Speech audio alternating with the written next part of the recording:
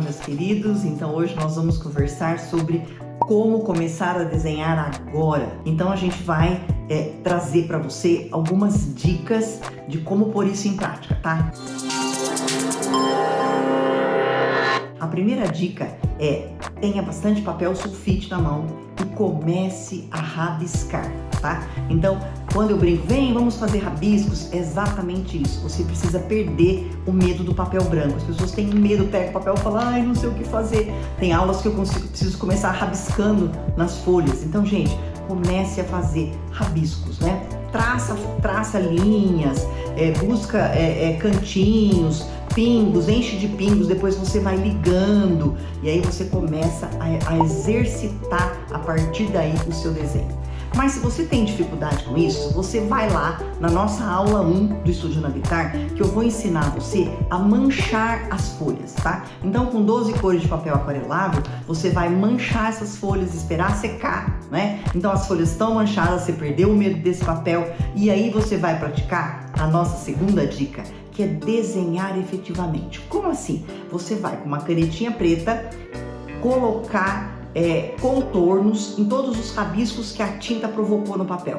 Então você vai rabiscar e coloca uma música bem gostosa, né? Senta no momento que você estiver sozinha, mesmo que seja à noite, e vai lá rabiscando, acompanhando o contorno que a tinta fez. Então você vai começando a trabalhar os seus desenhos. É aí que você desenvolve, né? Com essas duas etapas, né? A dica 1 e a dica 2, você com o papel manchado, depois rabiscando o papel, você começa a usar o seu hemisfério cerebral direito.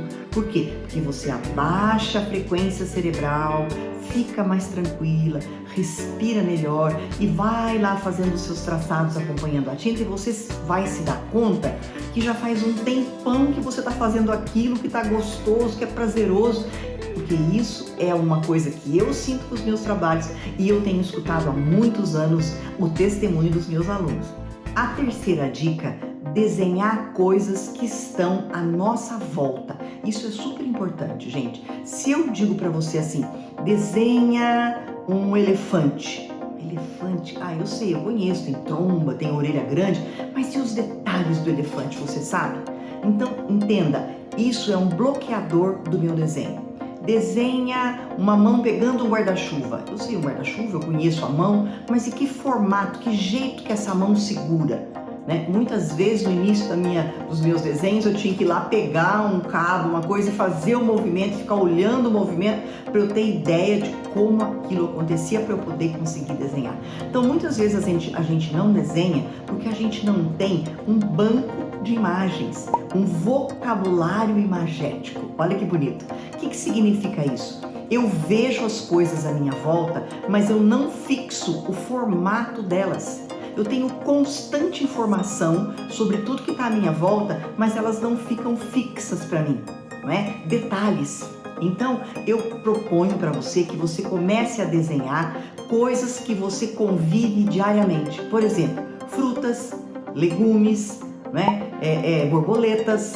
Então, mas a borboleta também eu tenho alguma dificuldade. Vai lá pro Google, imagens, olha lá a palavra, imagens, né? Pega referências e começa a desenhar. Ou então segue as aulas do Estúdio Navitar, que eu ofereço para você berinjelas, borboletas, peras, morangos, e aí você vai construindo o seu banco de imagens, né? A sua mentalização próxima de todo esse vocabulário de imagens. E agora a quarta dica, muito importante, né? Você pode sim copiar desenhos, tá? Então existe um tabu muito grande quanto a isso.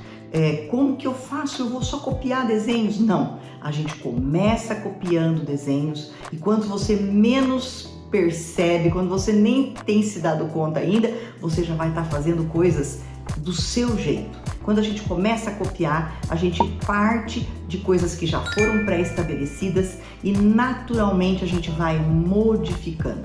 Tá? Isso também é um processo que foi estudado, pensado e executado com alunos há muitos anos, né? Então há muitos anos que eu trabalho com desenho e eu tenho visto que a partir da cópia a gente consegue fazer com que você se sinta feliz, primeiro, por ter conseguido copiar muito próximo do real. E aí você vai trabalhando a sua autoestima, né? Você já consegue ficar um tempo com frequência cerebral mais baixa, você consegue copiar. Então aí a gente vai partir para uma segunda etapa, onde você vai pegar fotos e tirar as ideias do seu desenho de fotos reais, né? Então, se você for olhar lá nas aulas do estúdio, eu tenho uma paisagem coreana que eu peguei de uma foto de uma paisagem mesmo. E eu limpo, se você for olhar, eu pego só as partes mais assim chamativas dessa imagem e desenho. Então eu já consigo deixar pontos que são mais detalhados e faço uma imagem mais limpa. Então eu vou partindo para copiar imagens de fotografia. E aí a gente vai num processo de andamento da sua construção, do seu percurso de desenhar. Tá vendo só que legal? Uma dica super importante, que é essa nossa quinta dica, é passar a ser mais observador, né? Eu costumo dizer que, como eu desenho muito, quando eu converso com uma pessoa, com os meus olhos eu desenho o rosto da pessoa, eu desenho o óculos, o formato do óculos daquela pessoa.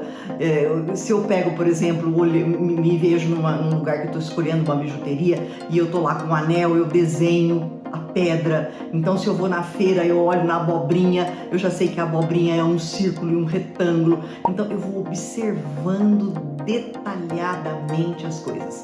Então, eu preciso colocar para mim assim: observe. Então, é muito bom, porque eu acabo levando esse exercício do desenho para muitas situações da minha vida que às vezes eu passo batido. Ai, mas eu sou tão desligada. Então, não repita isso, né? Eu sou alguém que estou começando algo novo e vou colocar essas habilidades na minha vida. Então, frases positivas e muita observação vão te levar para um desenho de qualidade. Gostou? E eu tinha dito que eram só 5 dicas, mas vai mais uma de lambuja aí para você. Uma sexta dica interessante é: se você quer mais seriedade com os traçados, eu não quero ficar desenhando palhaços, bruxas. Isso é importante, não é desenho para criança, tá? É exercício para você. Se a criança quer, traz ela também, mas se não, vai lá, pratique as borboletas, as bruxas, o palhaço, que você vai chegar no momento onde você vai fazer desenhos muito mais realistas. Mas se você quer um desenho mais sério, dá uma olhada lá nas aulas que estão lá, Round 6. Eu tenho 2 aulas, onde eu usei aquela série coreana, Round 6, colocando o quadrado, o triângulo e o círculo para trabalhar as formas bidimensionais e as formas tridimensionais. É um exercício bem legal e que você pode praticar, que isso vai te ajudar, tá bom? Se você gostou, segue esse canal, porque devagarinho eu vou trazendo sempre novas dicas e as aulas foram muito pensadas para fazer você traçar o seu projeto de trabalho dentro do desenho. Começa a desenhar, me segue, faça as propostas com vontade, porque elas são pensadas para você melhorar a qualidade do seu desenho, ok? Se inscreve no canal e vem comigo desenhar.